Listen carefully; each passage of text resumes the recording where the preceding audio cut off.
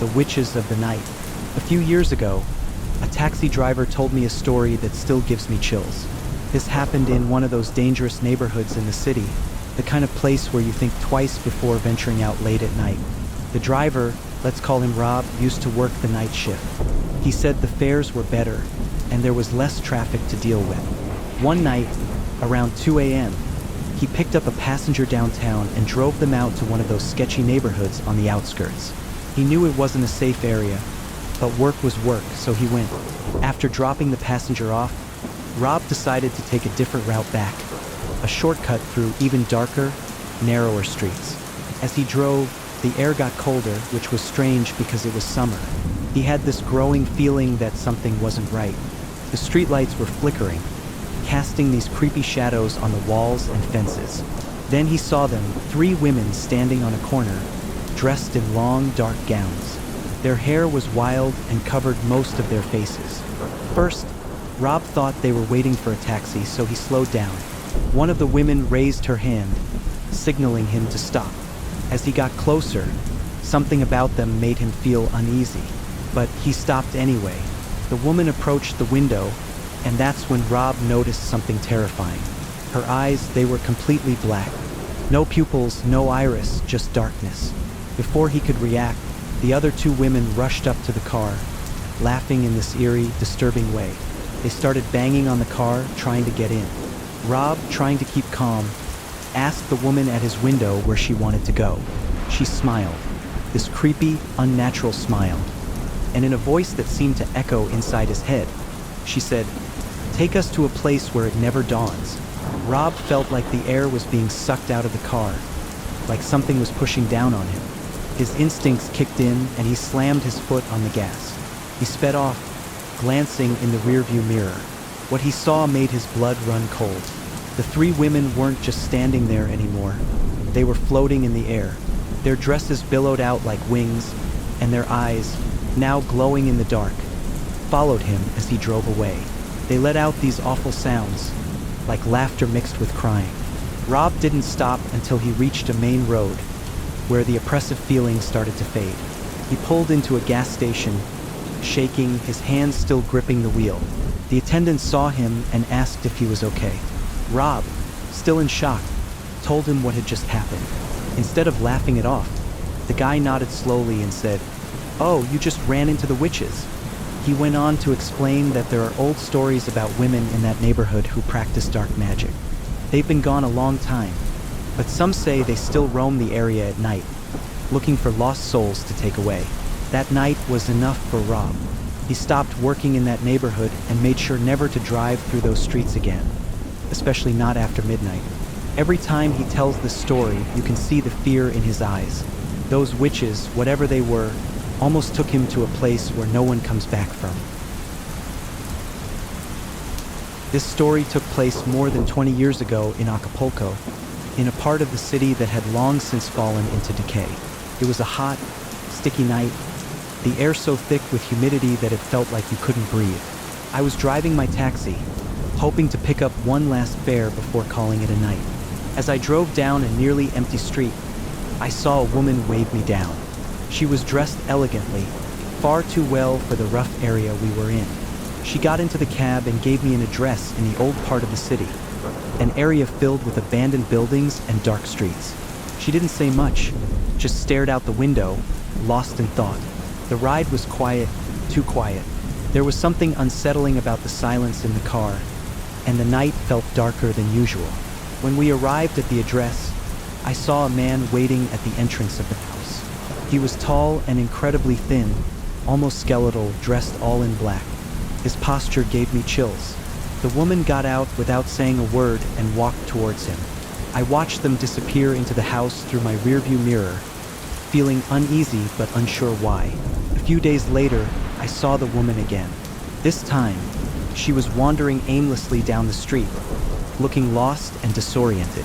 She seemed worse than before, as if something had drained the life out of her. I stopped to help, but her words made no sense. She was terrified, but I couldn't get anything coherent out of her. I felt helpless, so I left her there. Later that night, I saw the man in black again. This time, he was standing near my taxi base, lurking in the shadows. Despite the dim lighting, I could tell he was watching me.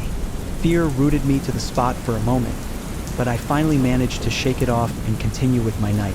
But it didn't end there. A few nights later, while I was driving on a deserted road outside the city, I saw him again. He was standing on the side of the road, his tall figure silhouetted in the dark. It made no sense. There was no way he could have followed me out there so quickly. I gripped the steering wheel tight and forced myself to keep driving, but the fear gnawed at me. For a few days, I didn't see him, but the unease lingered. Then, one night, a young girl got into my taxi and gave me the address of the same house where I dropped off that woman. As we drove, I tried to warn her, telling her about the man in black and how dangerous he seemed. She brushed it off, saying she didn't believe in that kind of thing.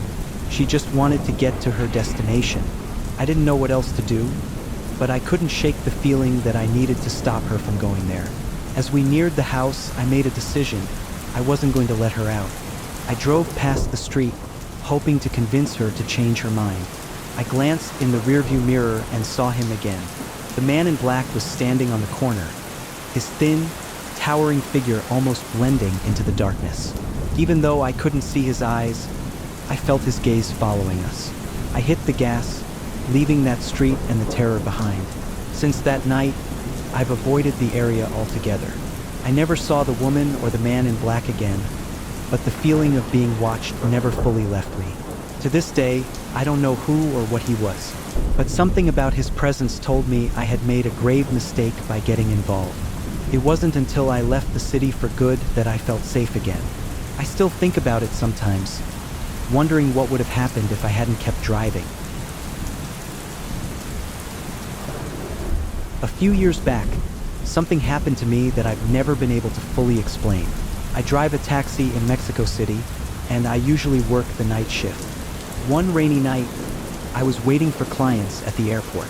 It was a slow night, not many people around, when a man approached me, asking for a ride to a destination several hours away. He offered nearly double the normal fare, enough to make it worth my while. Without thinking twice, I agreed. The man was tall, with a gray beard, dressed in an expensive-looking dark blue suit. He looked like a businessman, but there was something about his eyes that unsettled me. Still, I got in the taxi and we started the long drive. He didn't say much, just stared out the window and asked that I not play any music or turn on the radio. The hours passed, and the city slowly gave way to the darkness of the highway. The silence between us was thick, almost unbearable. After what felt like forever, we finally arrived at a small, nearly deserted town. The streets were empty, the few lights flickering weakly. The man pointed to where I should stop, paid the fare, and left without saying another word. As soon as he disappeared, I knew I didn't want to stay there any longer than necessary. So, I quickly turned around and started my journey back to the city. That's when things got strange. As I drove, the road felt different, unfamiliar. I checked the map several times, but it all seemed correct. Yet, every mile I drove, I felt like I was stuck in a loop. The same trees, the same traffic signs, over and over. Time passed, but it felt like I wasn't getting anywhere. The night seemed endless, and it scared me more than I could explain. Eventually, I pulled over at a small viewpoint. The silence was deafening, broken only by the occasional sound of a distant cricket. I got out of the car, hoping to get my bearings, but nothing made sense. Everything around me seemed identical, like the world had shifted and I was lost in some strange version of it. Frustrated and desperate, I decided to keep driving. After what felt like hours, I finally saw a light in the distance. Relieved, I sped towards it, hoping to find my way out of this bizarre situation. But when I got there, I found only a small, nearly abandoned gas station. The light from the pole outside was still on, though the place looked deserted. I decided to stop and check the car. As I did, an old man came out of the office. He had a strange smile and a look that seemed to see right through me. He asked if I needed help, and I told him what had happened. He nodded slowly, almost knowingly, and said, "Sometimes, the roads play tricks on your mind. I asked him how I could get out of there, and he simply told me to keep driving. "You'll find your way back," he said, like it was the most obvious thing in the world. I wasn't convinced, but I didn't have much choice. So I got back in the car and did as he said. I kept driving, trying to stay calm. Then, after what felt like an eternity, the lights of the city finally appeared on the horizon. I've never felt so relieved in my life. I accelerated, desperate to leave that strange road behind. When I got back to the airport, it was like no time had passed at all. My shift hadn't ended, and everything looked exactly as I had left it, as if the hours I spent driving through that endless night hadn't even happened. It was as if I had been asleep at the wheel and everything I experienced was just some vivid dream. To this day, I don't know what really happened that night.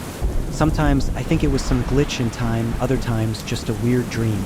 But I've never accepted another fare that takes me far from the city, especially not down that road. I hope my story didn't bore you, and to my fellow taxi drivers, I urge you to share your own experiences.